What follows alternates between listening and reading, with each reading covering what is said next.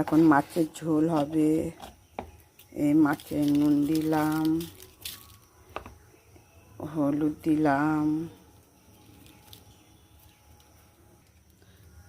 কড়াইতে তেল দিলাম,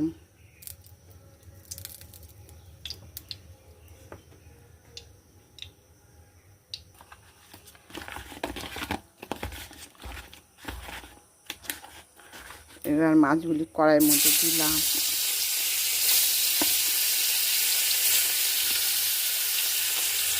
আপনারা এইভাবে রান্না করেন?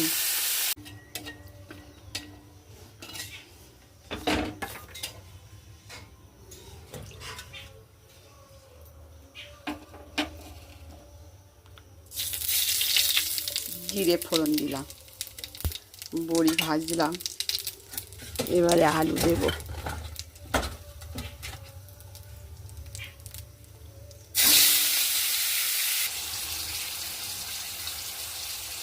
হাই বন্ধুরা, দেখছেন আমি রান্না করছি।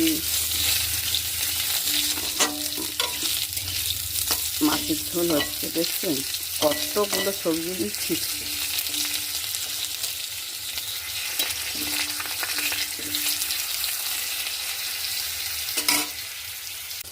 এইবারে আপনার জিরে, মরিচ আর লঙ্কা বাটাটা দিয়ে দিলাম।